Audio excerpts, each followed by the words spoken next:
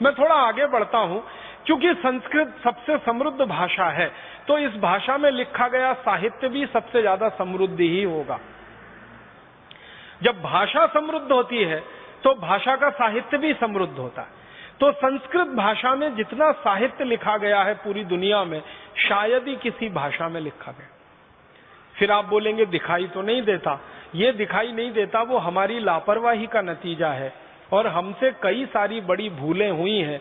उनमें से एक बड़ी भूल ये हुई है कि अपने साहित्य को बचाकर हम नहीं रख सके। पिछले 1000 वर्षों में हमारे साहित्य का बहुत नुकसान हुआ है। पिछले 1000 वर्षों आपको शायद ये जानकर हैरानी होगी कि विदेशी लुटेरों ने जब से भारत में आना शुरू किया तो भारत की संपत्ति को ही नहीं लूटा, यहाँ के साहित्य को भी लूटा, क्योंकि ज्ञान उसमें भरा पड़ा। तो हमसे साहित्य की साज संभाल नहीं हो पाई पिछले 1000 वर्षों में, वो काफी कुछ लुट गया। और कई विदेशी आक्रांता तो ऐसे आए जिन्होंने हमारे साहित्य को जला दिया। आपने सुना है तक्षशिला की कहानी? भारत की सबसे बड़ी पुस्तकालय की कितनी दुर्अवस्था हुई थी कि उसको जला दिया गया था। और तक्षशिला की पुस्तकों को जला देने के बाद की कहानी ये है कि 6 महीने तक विदेशी आक्रांताओं ने उन किताबों के पन्नों को जला जलाकर अपना पानी गर्म किया था।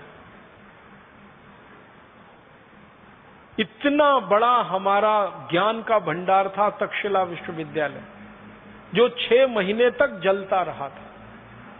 6 महीने तक जलता रहे। कल्पना करिए लाखों करोड़ों पेज रहे होंगे जो 6 महीने तक जले होंगे। तो कई विदेशी आक्रांता और लुटेरे ऐसे आए कि उन्होंने हमारा साहित्य नष्ट किया। कई विदेशी आक्रांता और लुटेरे ऐसे आए जिन्होंने हमारा साहित्य लूट लिया। और कई आक्रांता और विदेशी ऐसे आए जिन्होंने हमारे साहित्य में तोड़ मरोड़ करके उसको ऐसा प्रस्तुत कर दिया कि वो हमको सबसे ज्यादा खराब दिखता है। जैसे वेदों की बात करें, हमारे जो मूल वेद है ना, वो भारत में अभी हम ढूंढने निकले तो मुश्किल से मिलते हैं। जब भी कहीं भारत में वेद की कोई प्रतिलिपि मिलती है और उसके बारे में छानबीन की जाती है तो पता चला वो मैक्स मूलर रचित है। और मैक्स मूलर एक ऐसा व्यक्ति था जो भारत के बारे में जानना तो चाहता था, लेकिन आया कभी नहीं इस देश में। अपने घर में बैठे बैठे भारत के बारे में जो कुछ मिल गया उसको ज्ञान, वो उसने लिख दिया। वेदों को उसने पढ़ा पूरी रुचि से, संस्कृत सीखी उसके लिए, लेकिन बहुत सारी चीजें उसको समझ में नहीं आई वेदों में, तो उसको अपने तरीके से लिख मारा। और आज हमें वो दिखाई देती हैं तो हमको वो विरोधाभासी लगती हैं। वो विरोधाभासी होने का कारण ये है कि मूल ग्रंथों के साथ छेड़छाड़ कर दी हमारे लोगों ने, शास्त्रों के साथ छेड़छाड़ कर दी, ज्ञान के भंडार के साथ छेड़छाड़ कर दी। अगर हमारे मूल ग्रंथ वेदों को हम देखें और मैक्स मूलर रचित वेदों को देखें, या हमारे मूल दूसरे शास्त्रों को देखें, अब जैसे मैं एक उदाहरण देता हूं, जो हमारी मूल मनुस्मृति है उसको हम पढ़ें और अंग्रेजों द्वारा तैयार की गई मनुस्मृति को पढ़ें, दोनों में जमीन आसमान का अंतर। मूल मनुस्मृति में जो बात कहीं नहीं है, अंग्रेजों द्वारा रचित मनुस्मृति में वही बातें हैं।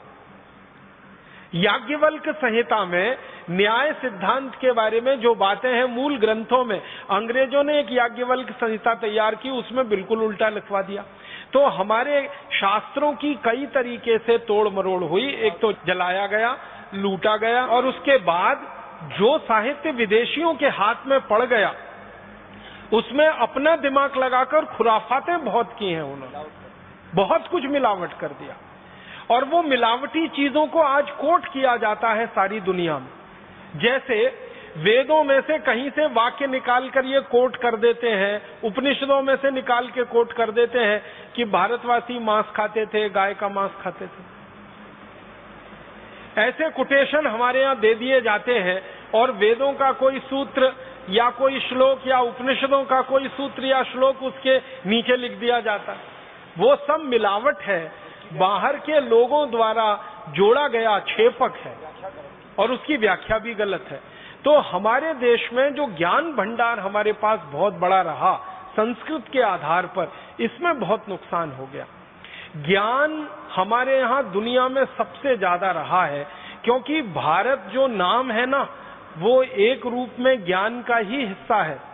भा माने होता है ज्ञान और रथ माने होता है लगा हुआ। ज्ञान में रथ, ज्ञान में लगा हुआ देश ही है भारत। तो हमसे ज्यादा ज्ञान शायद ही किसी के पास होगा, लेकिन वो ज्ञान में पिछले 1000-1500 वर्षों में बहुत कमी आई। या तो वो लुटा, या तो विदेशियों द्वारा जलाया गया, या तो उसमें उन्होंने अपने छेपक जोड़ दिए, मिलावट कर दी और वो हमारे सामने प्रस्तुत हो गया। ये आज हम सब भारतवासियों के लिए बहुत बड़ी चुनौती का काम है, बहुत बड़े शोध का काम है कि जो हमारे मूल शास्त्र रहे हैं, मूल हमारे ग्रंथ रहे हैं और जो मूल ज्ञान की बातें रही हैं, उनको पुनर्खोज करके देश के सामने प्रस्तुत किया जाए, ताकि ये जो मिलावट वाला हिस्सा है ये दूर हो सके और हमको शुद्ध ज्ञान मिल सके। तो दुनिया को सबसे ज्यादा ज्ञान दिया, सबसे ज्यादा साहित्य दिया, सबसे समृद्ध भाषा दी, सबसे पहली लिपि दी हमने, और दुनिया के लोगों को इस दिशा में प्रेरित किया कि उस दिशा में बढ़ें, ज्ञान की दिशा में बढ़ें। और इसलिए भारत के बारे में हजारों साल से जो विदेशी आए वो लिखते रहे हैं कि दुनिया भर के दूर दूर देशों के, चीन से, कंबोडिया से, मलेशिया से, यूरोप और यूनान से लोग आते रहे, पढ़ते रहे। एक दो की संख्या में नहीं, हजारों की संख्या। एक चीनी यात्री आया जिसने भारत के बारे में बहुत कुछ लिखा, उसका नाम है वेनसांग। आपने उसके बारे में पढ़ा होगा, सुना होगा।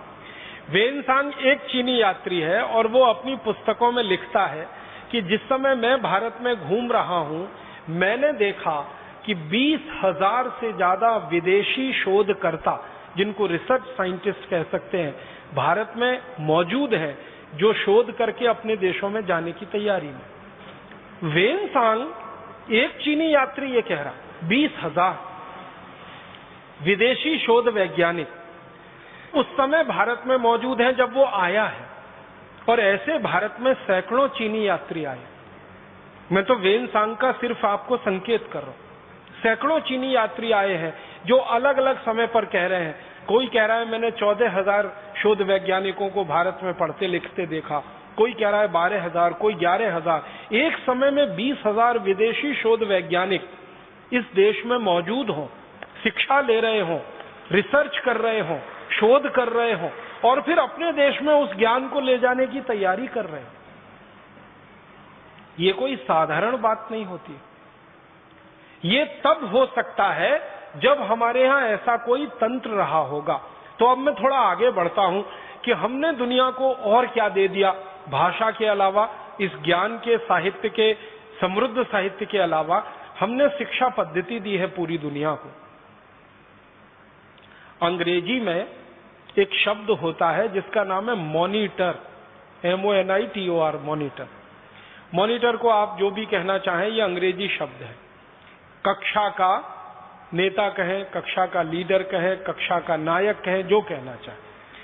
हमारी शिक्षा पद्धति में क्या रहा जो दुनिया में किसी देश में नहीं रहा और दुनिया ने हमसे सीखी वो शिक्षा पद्धति।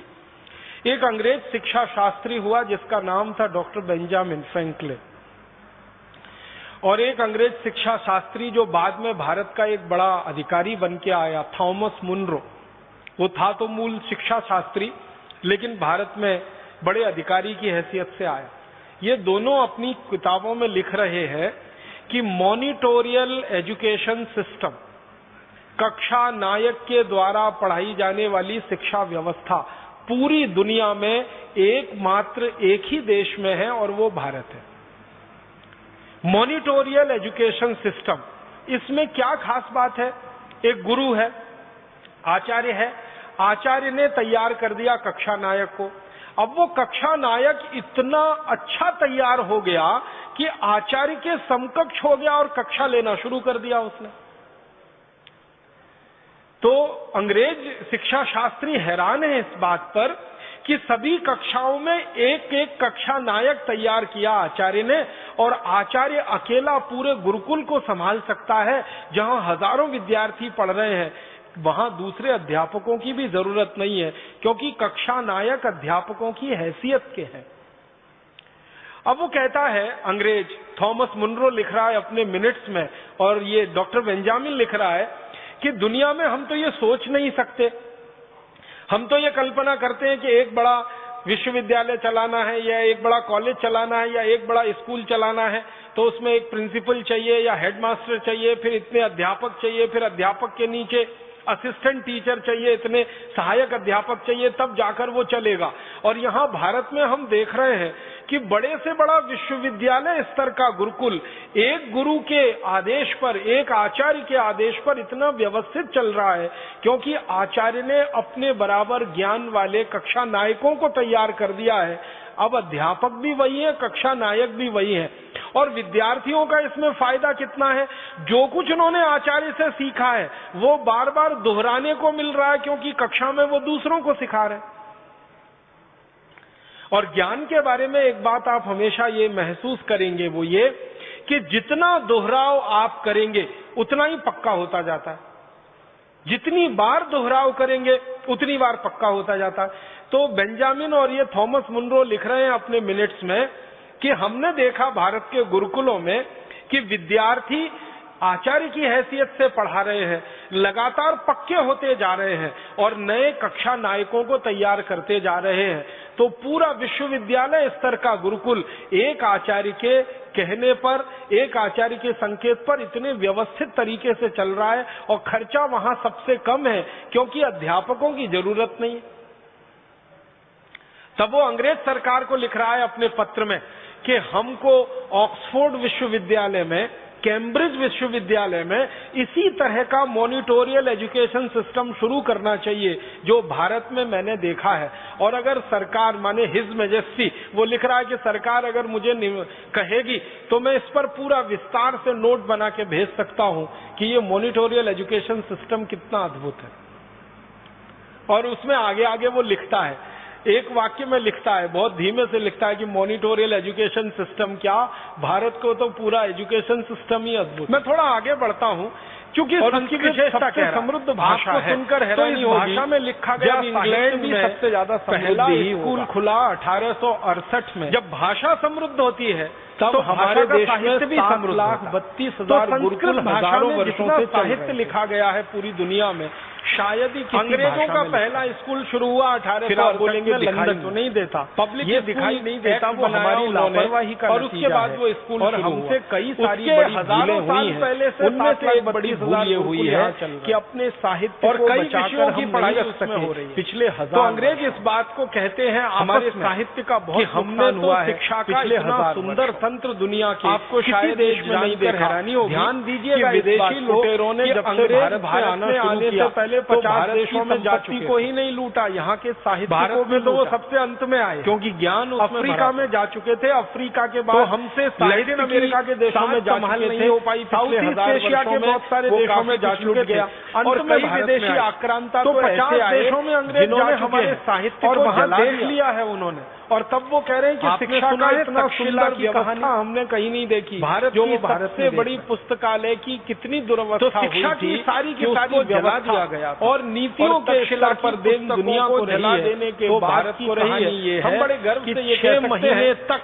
की दुनिया का विदेशी आक्रांताओं ने उन कोई भारतीय महर्षि रहा को जला दुनिया का सबसे पहला विद्यार्थी कोई रहा होगा तो वो भारतीय विद्यार्थी ही रहा होगा।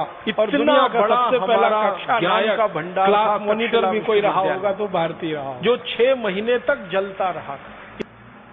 6 महीने तक जलता रहे, कल्पना करिए लाखों करोड़ों पेज रहे होंगे जो 6 महीने तक जले होंगे।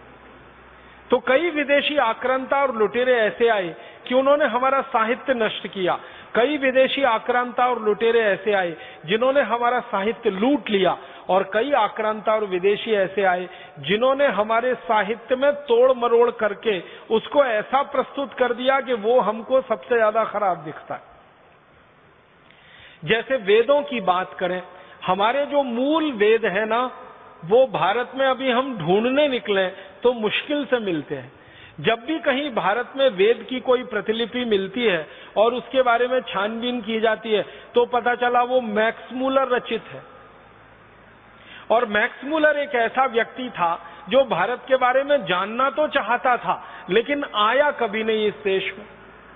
अपने घर में बैठे बैठे भारत के बारे में जो कुछ मिल गया उसको ज्ञान, वो उसने लिख दिया। वेदों को उसने पढ़ा पूरी रुचि से, संस्कृत सीखी उसके लिए, लेकिन बहुत सारी चीजें उसको समझ में नहीं आई वेदों में, तो उसको अपने तरीके से लिख मारा और आज हमें वो दिखाई देती हैं तो हमको वो विरोधाभासी लगती हैं।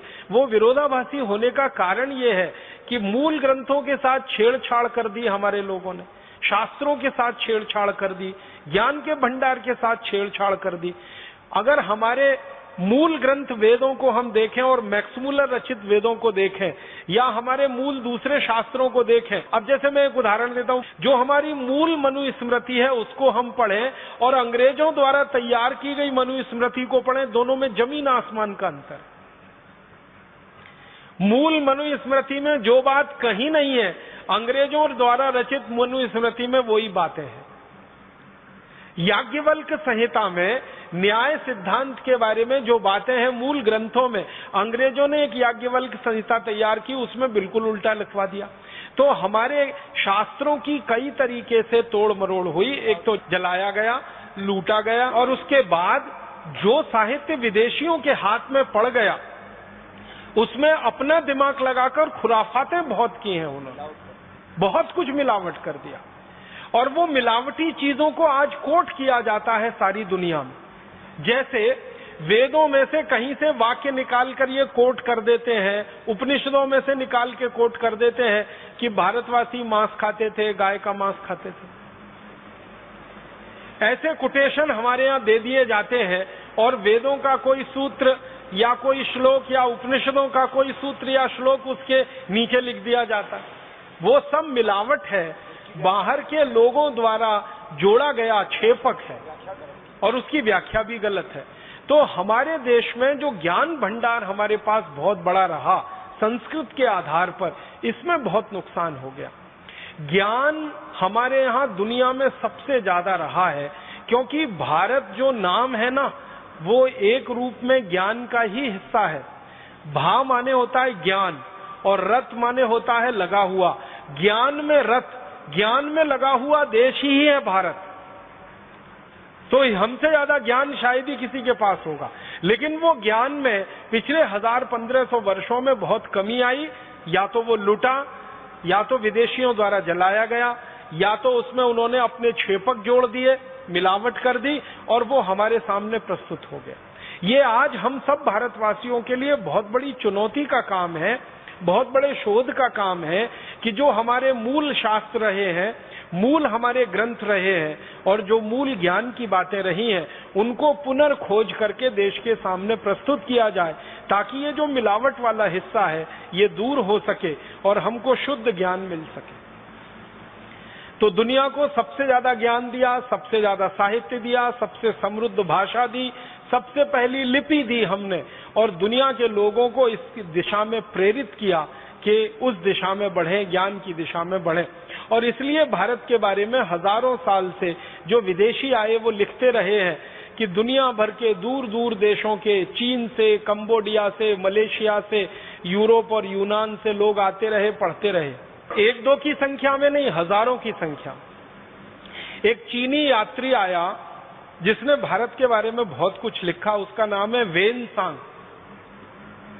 आपने उसके बारे में पढ़ा होगा, सुना होगा।